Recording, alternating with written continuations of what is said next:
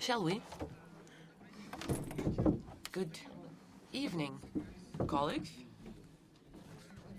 It's a pleasure to see the audience, people that are interested to listen about communal flats.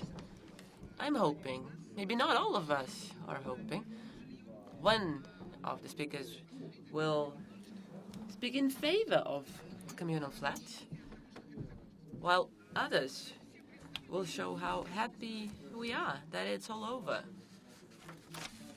I don't want to introduce our panel for the second time, but we, Muscovites and guests of our capital, have very complex, very difficult attitude towards our nests, our houses, the places where we dwell, whether they're permanent houses or local.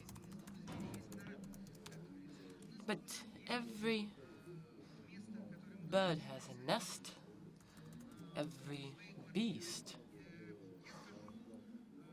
has a home. So I'll share my experience.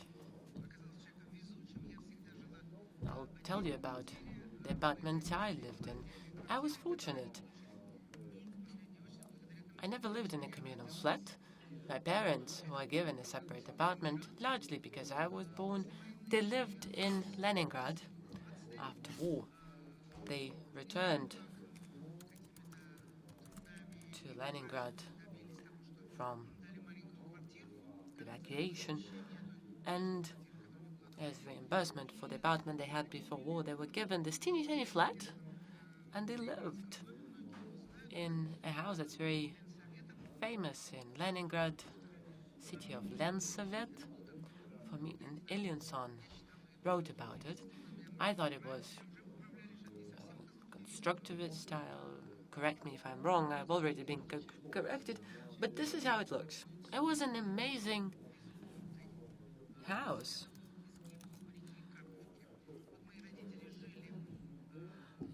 It was, a hatchback house following the silhouette of a river.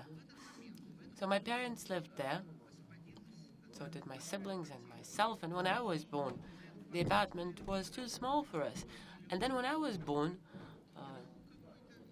there was one larger flat available in the same house, and an army general and a professor was struggling with this apartment. And our family legend has it that when my dad learned that this apartment was vacated, he went to the regional committee where there was distributing apartments, and he said, well, we have 4 kids, our family is too big for the apartment we live in, and we need a larger apartment. And then all of a sudden, an official who was supposed to refuse, he was happy. He hugged my dad and said, you saved me. Please do move in as soon as possible. Because back then, in the 50s, an awkward rule was in place. Once you bring your suitcases in an apartment, if you're first, you have the right to live in that apartment. And that official was happy because he could not decide whom to give the apartment to, an army general or to this party worker. Because if you give it to one, the other will punish you, and vice versa. And my father was a simple man, a father of large family, and he saved that official. So when a wolf and a lion fight, a little rabbit can benefit. So I helped my family. We lived in that apartment. It was still overpopulated. It was large for 15 people and a dog. We had good life.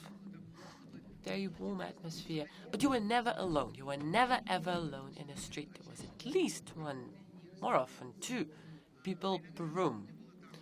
And sometimes you'd have a baby yelling in one corner of the room, and another corner, My father would lecture his students, and then in the third corner, a tutor would be teaching us English or French. And this shaped me as personality. So I think I was very fortunate. I don't think I suffered, but not every Soviet citizen was as fortunate. So if we're talking about this transformation from barracks and communal flats to penthouse apartments, well, I looked around and I thought, is this transformation possible within the lifetime of 3 generations from a communal flat to a penthouse? And I figured that yes, it's quite possible. Take my mother-in-law and her family. She was an immigrant. Her family came from Turkey, and they were Greeks that fled Constantinople. So they were given, in 1933, they were given not even an apartment, a small room in a communal flat, and 8 people lived in that teeny tiny room. Some had to sleep under the kitchen table at night. So this is how they lived. My mother-in-law and her grandson, my son, he lives in a penthouse in New York. So, per aspera ad astra. So I know what the pros and cons are for both lifestyles. But I want to move straight to our first speaker, Dmitry Kutov, who will talk about housing in visual culture of the 20th century. Good day, friends. Can I have my presentation on the screen, please? Because I have some beautiful pictures to show. So let's start with the beginning. In 1917, exactly 3 weeks before the Great October Socialist Revolution, Lenin wrote his article whether Bolsheviks will be able to hold power. They did, by the way. And there's a part of it that deals with housing policy. Should Bolsheviks come to power, I will just quote very briefly Lenin, who wrote how that would be happening. A unit would come to a rich person's apartment, look around, identify that 2 men and 2 women live in 5 apartments. And they tell them, comrades, you will have to stay in 2 rooms for this winter. And in the remaining 2 rooms, we will accommodate 2 families that now live in the basement. So this is how the Soviets began. I want to quote a famous phrase that the walls are way too thin. And it really gives you this feeling that those walls don't protect you. You can be kicked out at any moment. And this is a very good illustration of what's been happening with housing over the 70 years. This is a famous picture by David Schellberg, or this one. Well, moving from decade to decade, you'll know those pictures. But let us look at it closely. That dates back to 1926, Luchishkin, a balloon that flew away. So this feeling, how people feel themselves in their houses, and how that was reflected in paintings. And understand that paintings are very emotional. This is something that's never going to fool you. If an artist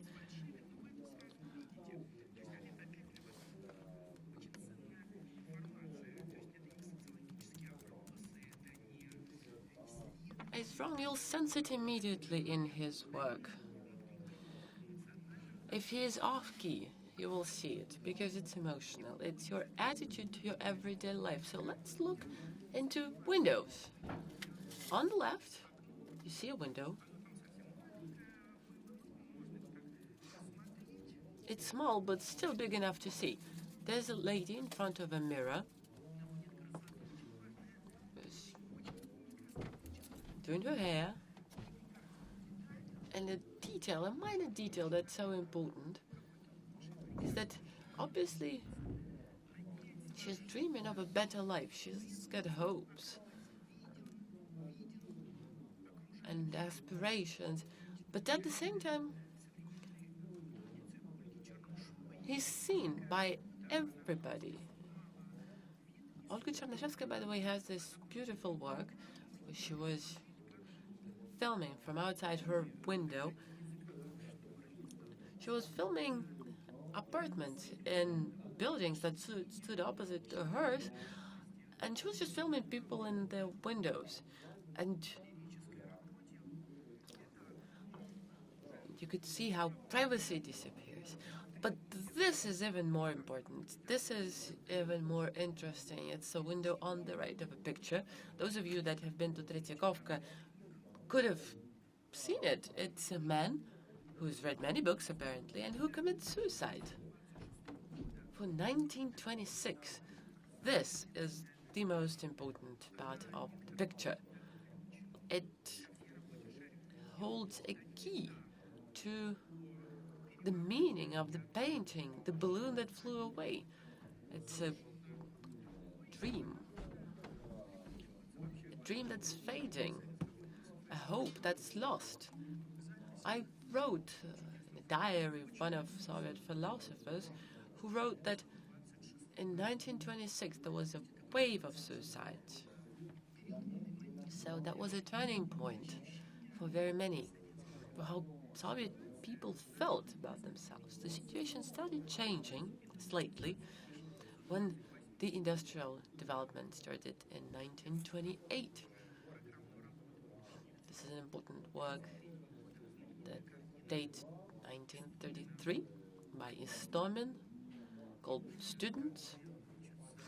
Two girls working on their homework. And interior design is something that's usually lacking in Soviet art. If you look at Soviet art, you'll see that interiors are treated as unimportant. Usually, every action takes place in open spaces. It's not Biedermeier, it's not Van Eyck, it's not Dutch painters of the 17th century. It's really difficult to find a painting in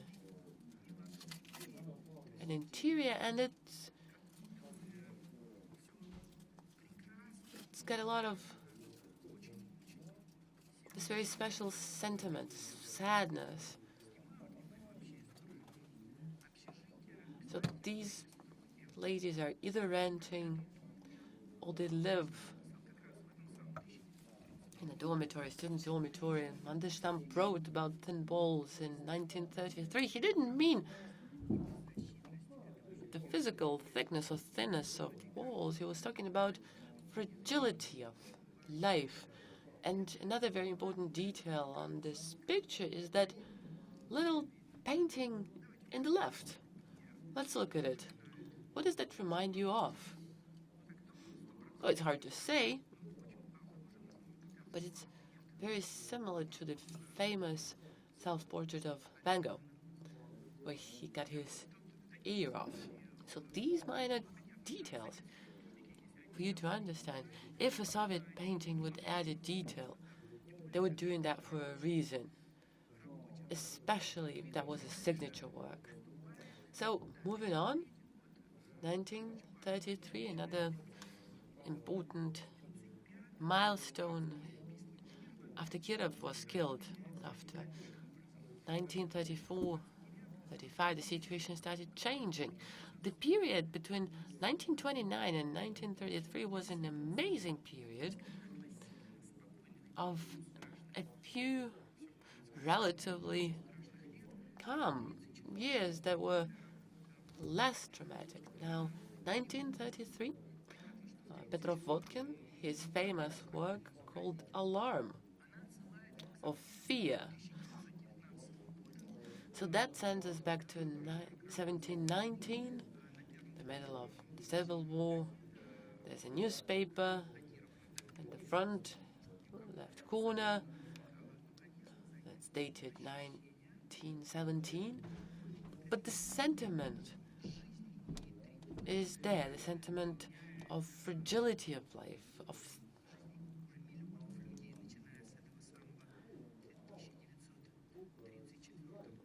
threat.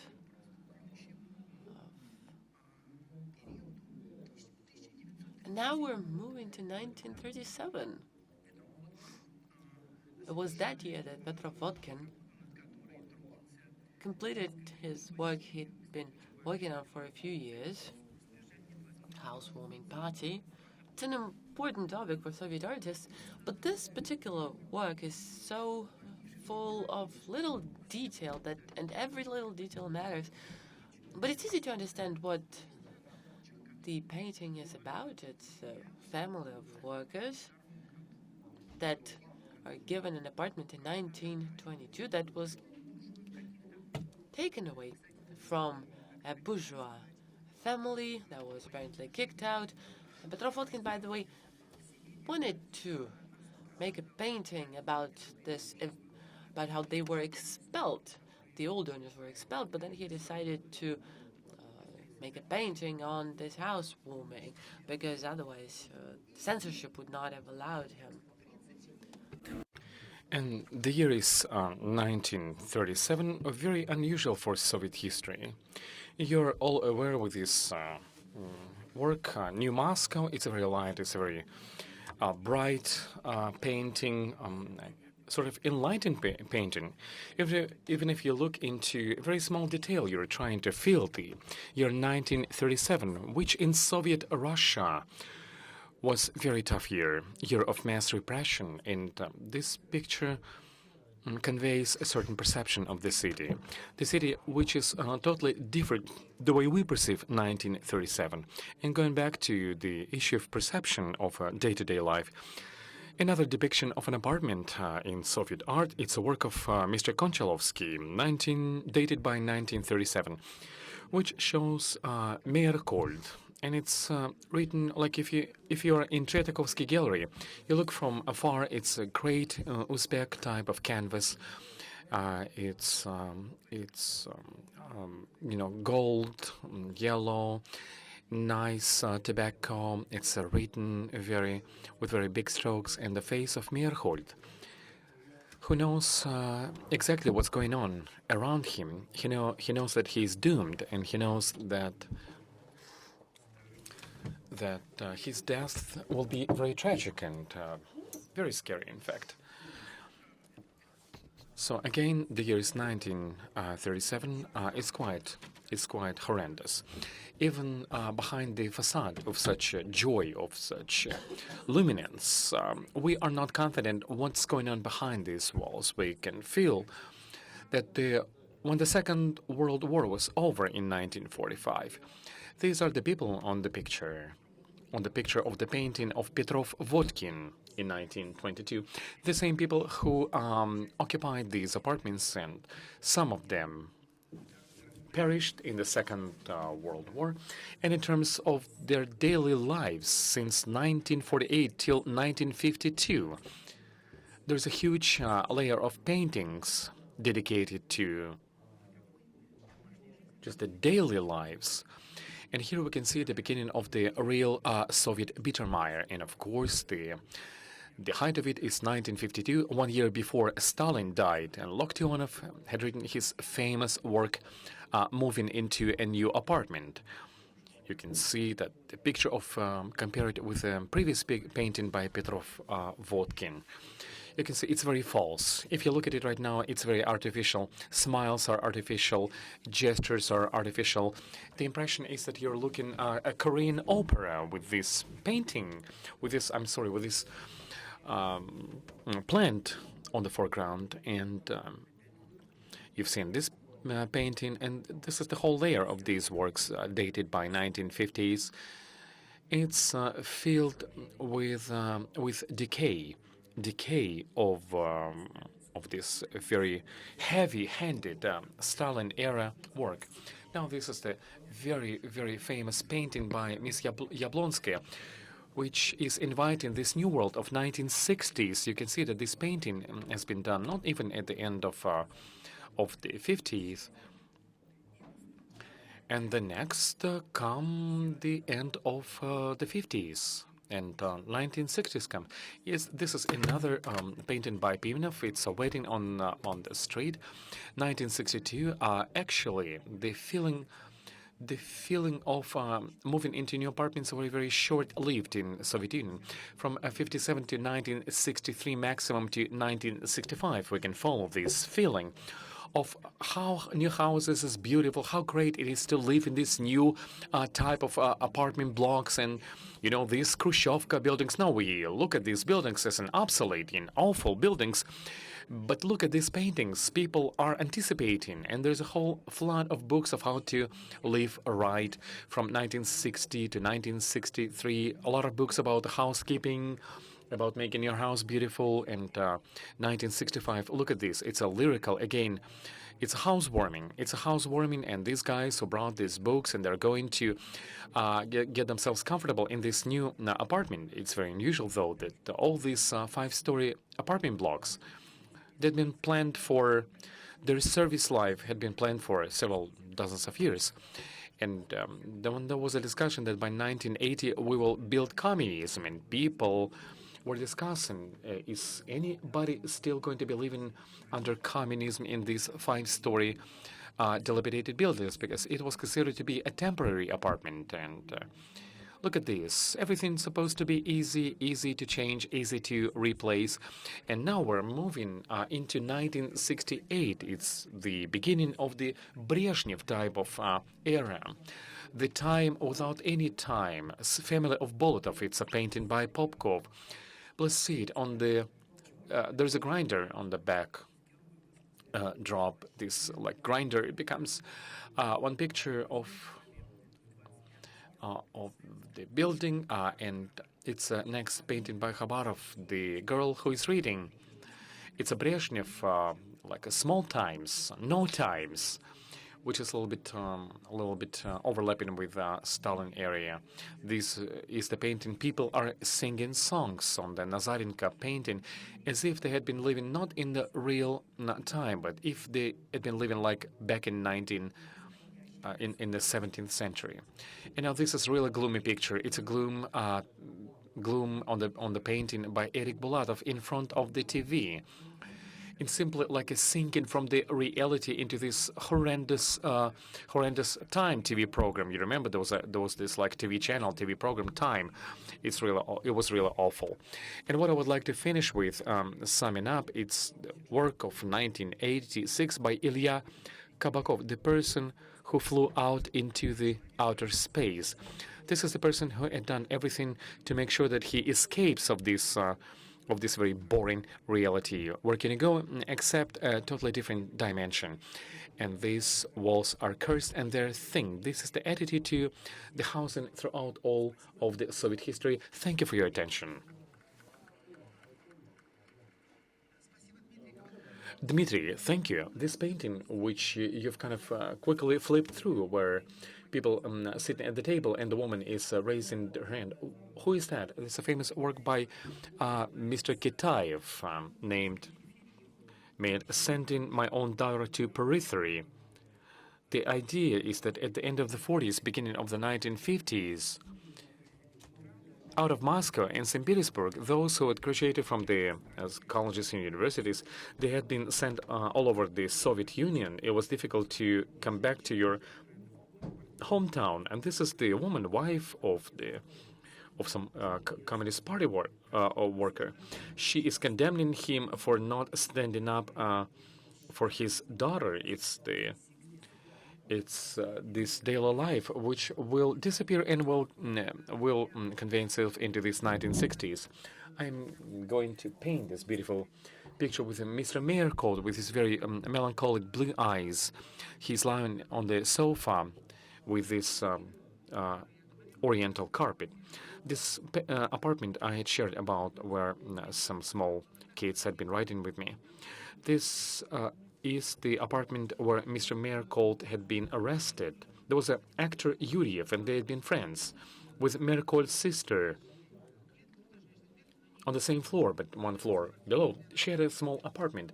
It belonged to Merkold, but he didn't live there. He let his sister to live there. So he went up to the 5th floor to see his friend, and his sister had been waiting for him. She called to Yuriev, let him to come down, and the time goes, ran by. She's calling again. He's not coming. And he's saying, well, he just left, and he never came to her apartment. And he was arrested by the KGB forces.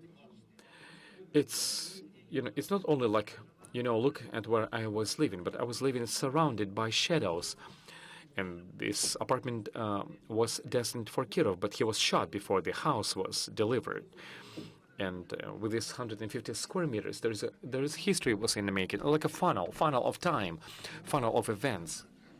However, these layers of history in one single apartment, but there had been, and there are other apartments where the history played itself out in a different way. Professor Grigory Revzin, he has some interesting position and statement on the issue.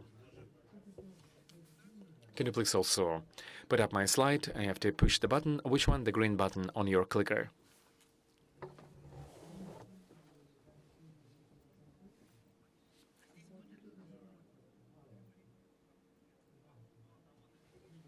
Okay, here we go. Try the next one. Use this clicker. Or this one is fine.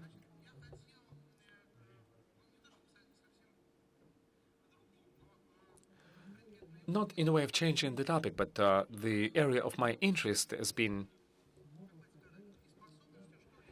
formulated by the inability of doing something with the bedroom communities, with the standardized, bedroom communities. Throughout this whole forum, me and many other architects are thinking, what can be done with these bedroom communities? They are not really transformable, in my opinion. And I began to think, why? Why? What's going on? Why these kind of areas are hard to transform? I would like to share my perspective, which may not be a conventional point of view, but this simply came to mind as a result of some research. There is a history of how this bedroom community or bedroom suburbs came out to be. Dmitry showed these interiors now about this bedroom community or bedroom suburbs. There is a certain history. Yeah, the microphone. And the history is about industrial district. It's the book by Tony Garay, Industrial City. And this industrial city was supposed to transform the whole city by the projects invited by Le Corbusier. And this next would be the Siam Congress, the Congress of the Modern Architecture, which has approved this way of construction, the prefab type of construction, when the houses are actually fabric produce built by the factory. And this is the history we all know, and it's in any textbook, you can find it. And this is basically the history of emergence of this construction. But how did it come to be? And what this city of industrial items has replaced? There is a complexity to it because, yes, this is the housing for workers. So we have a factory, and the workers are working at this factory. They're building prefab housing and many other things. And this is the housing for these workers. But we do not quite understand of how this working class housing looked like back in the 19th century, because these cities did not preserve themselves. We have no idea how people lived back in 19th century. Let's say workers in the Nizhny Novgorod, for example. Yes, we know it from the books. We know how they lived in London, reading Dickens and reading Gogol, and we can also remember Engels, reading different books about the working class day-to-day life, let's say in Europe in the 19th century.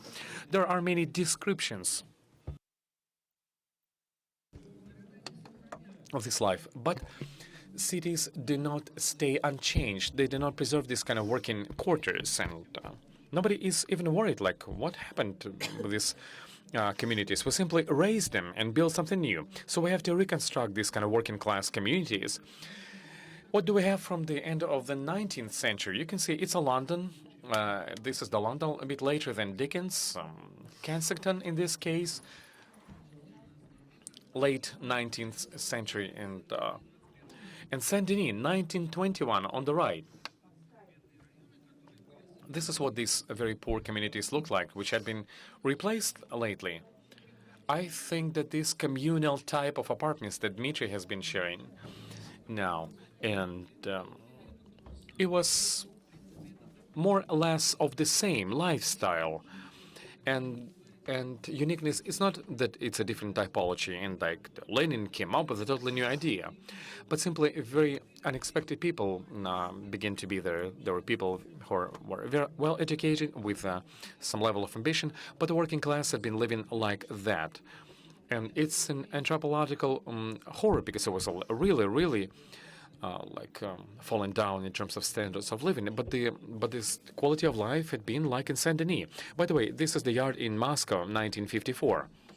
How can we understand today? How can we feel this era today? I would like to offer a very interesting analogy. Let's take a look at the world of slums, modern slums.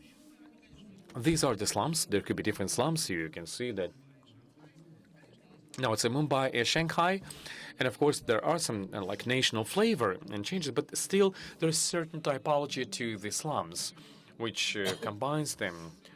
On one hand, slums are what we believe to be today like a low-rise construction with quite a big differentiation. They have some yards, they have some habitable streets, and they do have some quarters and districts in these slums. And basically, you can say that morphology-wise, this would be a historical city, like an older part of a city.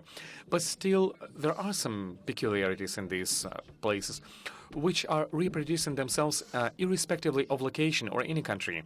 In any slums, there are no social differentiation. You cannot like find the richest house in slums. There are no penthouses in the slums.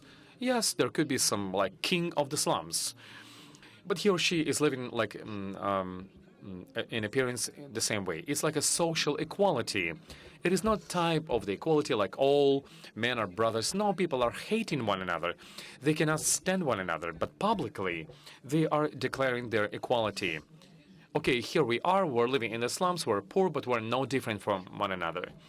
In slums, there is no differentiation in terms of like, okay, here we have this shopping area, and here we have the shopping street in our slums. No, in any house you can buy something. It doesn't matter, be it drugs or milk, but still everything is for sale, and there are services. There is no special differentiation. There is no dedicated areas for retail or any other functions.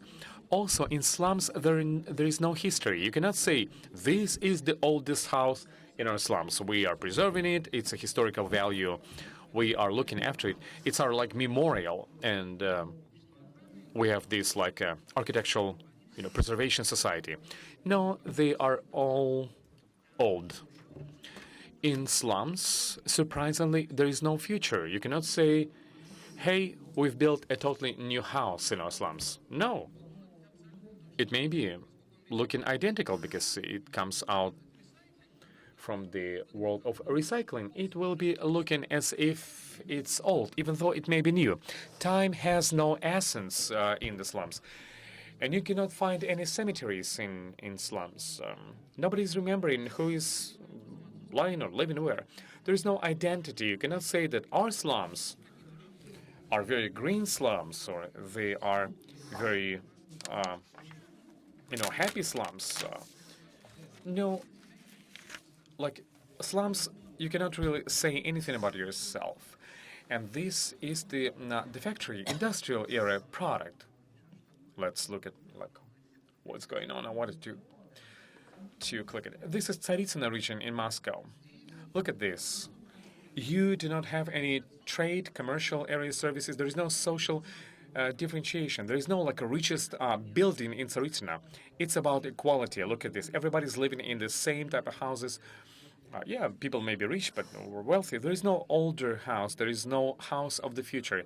There is no, in exactly the same way, cultural identity. I'm telling you that this is Tsaritsina district, but it could be Zizina or anything else or any other type of community. So all properties of this place are being reintroduced, are being replicated in these locations. Yes, they have achieved the primary level of comfort. You have the sewage, you have the electricity, you have the water and the heat, but all other anthropological properties of this place, all these culture coordinates, they are not there. There is no past, there is no future, there is no identity, there is no social identification in this community. It's all gone. Бывает в спальных районах, кроме вот этих домов. What is always there in those residential districts, in addition to those cities? There's one more thing that makes them peculiar. I pressed it for you. Thank you. These are privately owned garages. You can find them everywhere. Right now, they're not very economically viable, but if you look at them, and when you ask yourself a question, do we have slums? The correct answer is yes, because we have those garages, and they are slums. Because everything you cannot fit in your apartment, you store in those slums. Because just like in slums, people would store things, sell things, steal things, and these garage slums have the same function. Corbusier never designed garages. No Soviet architect did. They just emerged by themselves. And this, I think, is a proof that those garages are Russian equivalent of slums. Could you press again, please? And this brings us to a question of slums transformation. Slums go without trace. Imagine Mumbai, once they're pulled down, cleaned up, and this is life without past and life without future. It's tabula rasa. When we look at our industrial housing, this here is a 5-story building from the movie, and it will suffer the same fate as slums. It will be pulled down at some point and forgotten. So can it be changed?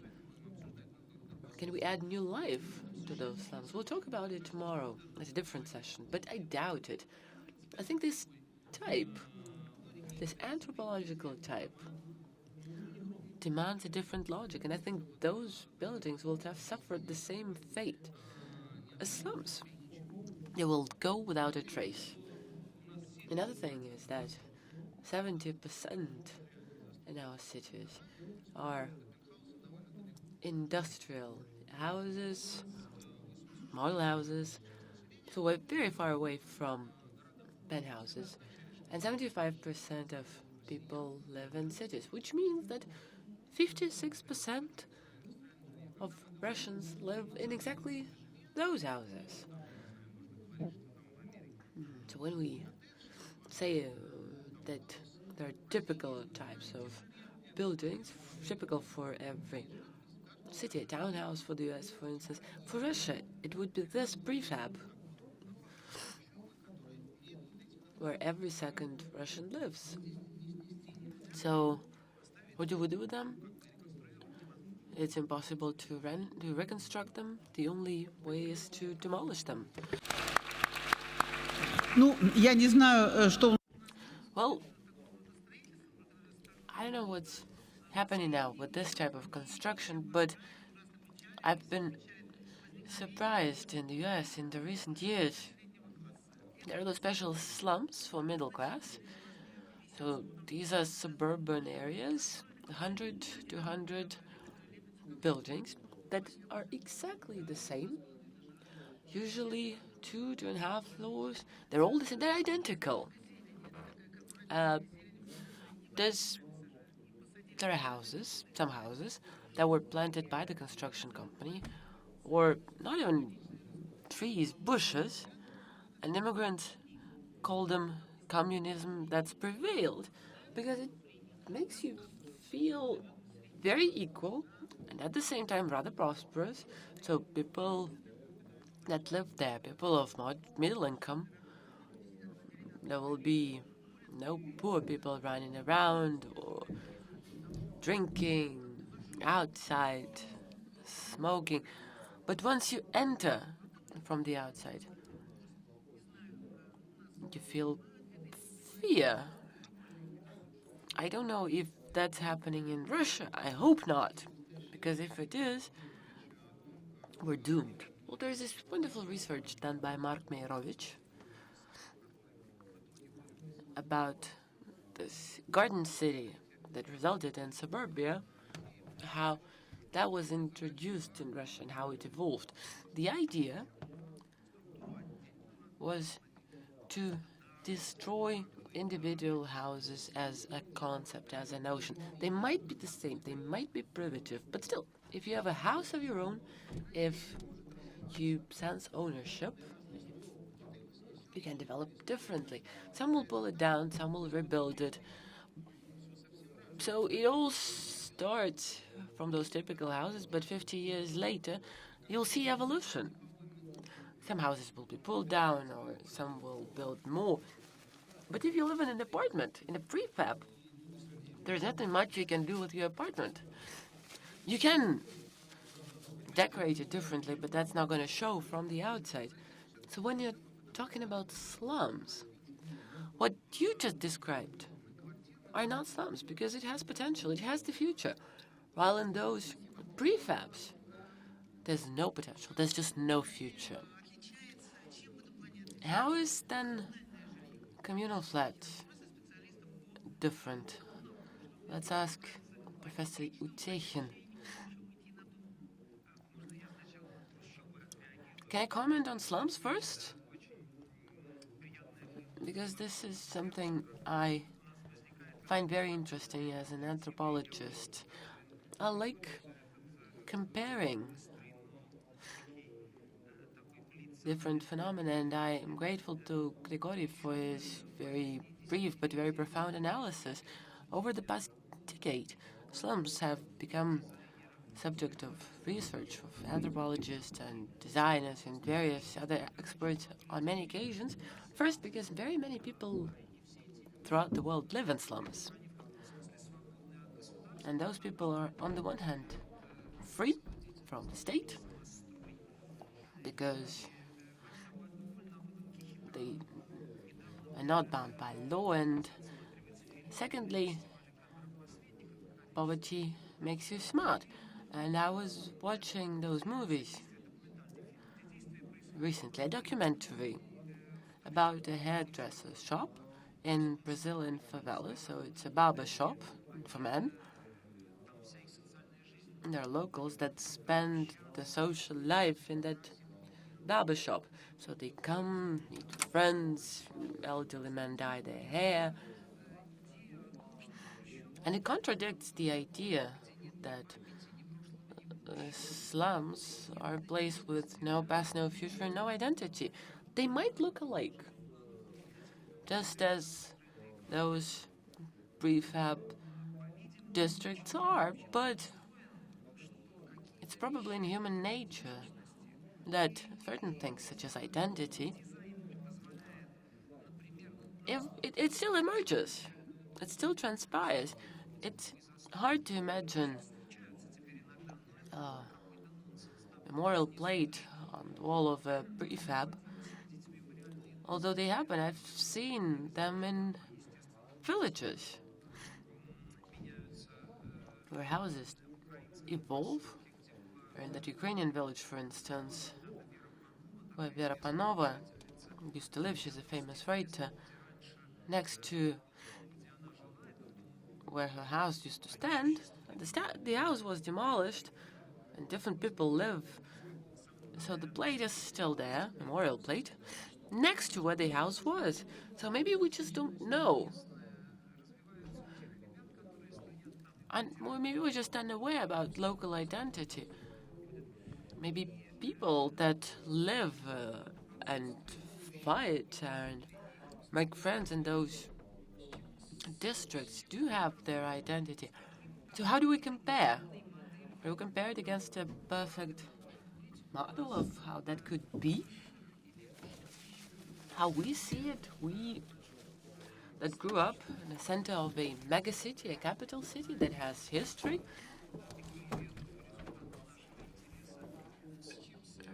And we know everything about every building, who used to live there, what used to happen.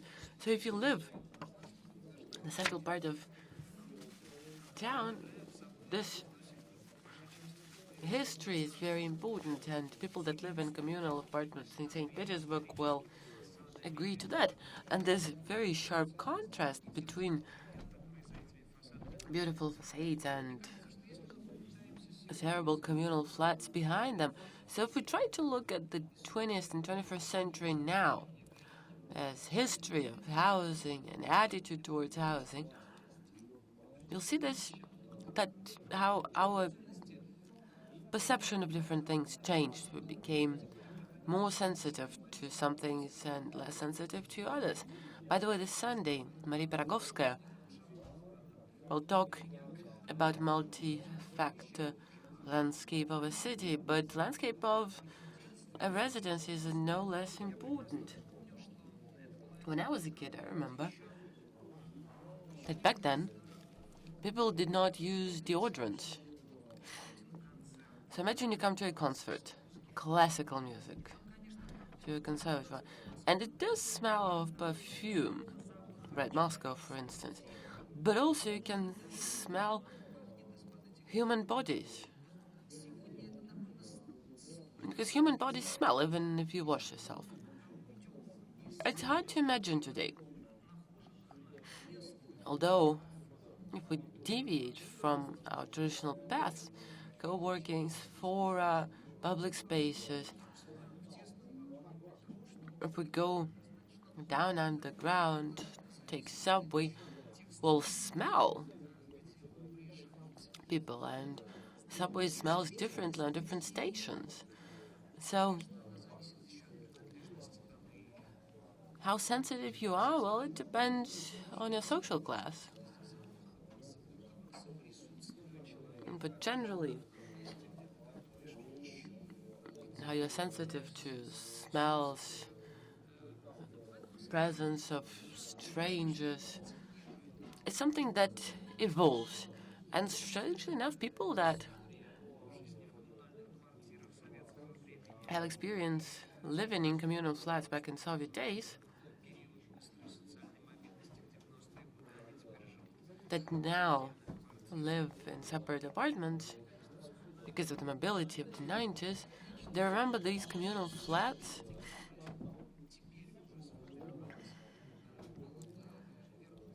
is something they would not want to go back to because they've become more sensitive. And Grigori mentioned a large share of people that live in prefabs. But this sensitivity of middle class or upper middle class is not the same for all generations, not all social strata. There's one thing I find interesting. Lately, a lot has been said that in addition to communal flats that city authorities are struggling with, by the way, back in Matvienko days, they started to launch a program for communal flats. The program, by the way, it ignores a wonderful peculiarity of communal flats. This is why I appreciate them, by the way. These communal flats in the city center allow students from other cities, or just people that come from other cities, to rent cheap accommodation in the city center. For instance, they cannot afford to rent or buy an apartment. But imagine a student who lives in the very center. And there's all hustle and bustle going on just around him.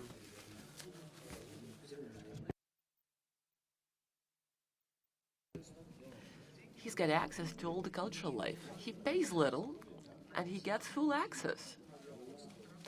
This opportunity to find this accommodation is valuable in itself. Imagine all communal flats going to bust, and it will no longer be possible.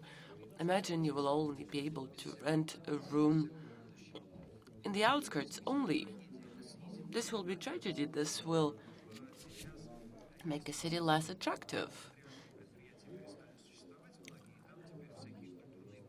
There are so many cultural spaces that have replaced industrial facilities where you can rent a studio. More importantly is that now we have a new generation that when they say communal, they mean a community. The word co-working has become part of our language, just as car sharing has, and many people that are visionaries think that in the future people will own less. People will no longer need their own cars if driverless cars will be around, available at all times. Why spend money? Why find a parking space? Can you imagine a co-living, not just co-working? It's impossible or difficult to buy an apartment in the center of Moscow. Imagine something very simple apartment.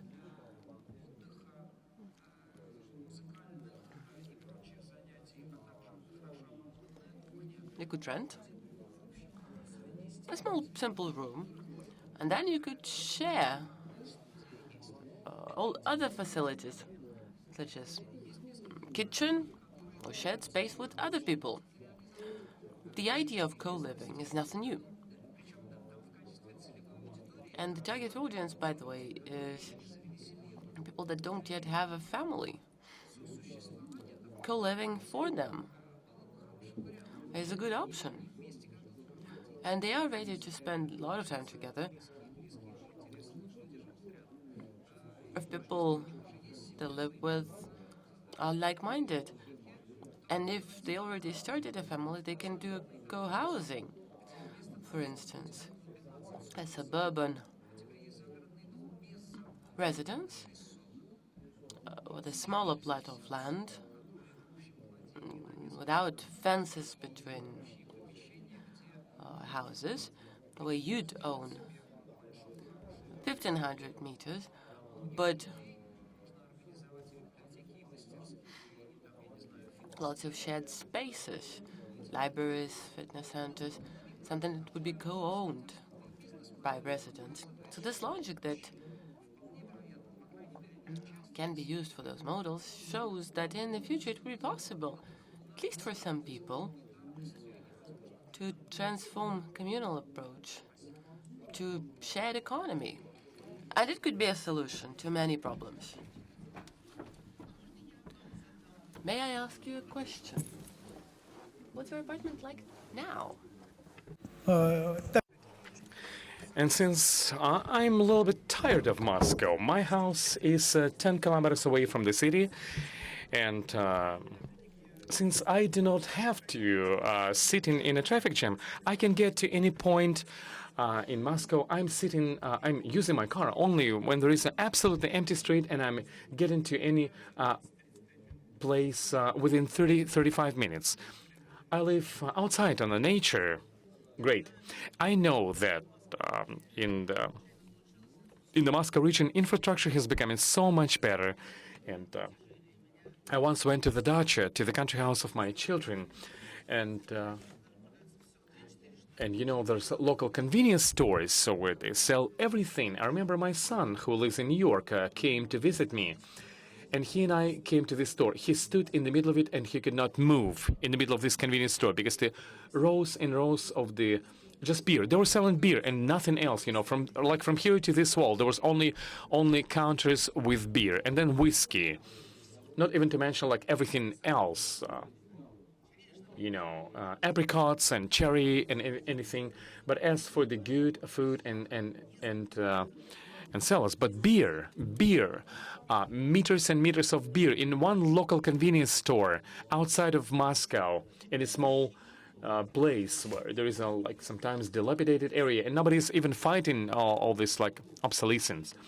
This is why we love our contrast. Russia is a place of contrast. How about you yourself? I live in my own apartment on the Petrogradsky. I live in my own apartment in Petrogradsky, big enough for my teenage children have their own rooms and adults have their own rooms. It used to be the former communal apartment. How many rooms do you have in your apartment? Five rooms. So these communal apartments, this used to be modern architectural style. Now we have a lot of modern style buildings at this place. Even before the modern, on the Kamennostrovsky Prospect where I live, developers at the big turn of the century, of the 20th century, had been competing with one another about some luxuries, but some places are not that luxurious. Grigory, how about you? Me and my wife live in quite a spacious apartment in the Stalin area 5-story building at the Чистые пруды. Will you be renovated under the renovation program? No, we're not. Very good. They improve us. They're not relocating us. I live in a big apartment in Moscow. I really love my apartment. And when I first moved in, there had been about 1 million of small rooms, and now there are only 3 rooms because everybody was living in their own little den. It was like a real Soviet type of communal flat. And my bedroom currently is so small that it's very like it's very bad. It's like a box feeling, so I cannot sleep in there. There had been a family, father, wife, and a daughter. And I remember that if I feel very constrained in this apartment, what did they feel? What do we do? How are we doing on time? Time is almost up, and we have to finish up. And thank you for sharing these very interesting things. I can see many topics we could be discussing, but we cannot do it time-wise. And how did you call it? Co-living, co-housing, and co-living. Unfortunately, we do not have time to speak about co-housing and co-living. These are very strange words to me. You know, boarding housing, doctor, I have a co-housing. I'm sorry, I'm just being goofy. Yes, everybody's like seem to be renting apartments now, and people want to be renting apartments. When you make friends in my community, people consider yourself your friend. Like people are asking me, do you live alone? Do you want to rent a room in your apartment? And my younger friends, having grandma and grandpas, where they could be living in their apartments, they prefer to choose a location which would be very convenient for them, close to their jobs or very central in Moscow, and to rent a room. They're just relocating. It's their own way of mobility. I guess it's a new trend. And the scariest thing for me would be this kind of totally faceless buildings along the belt of Moscow, this new Moscow and things like that.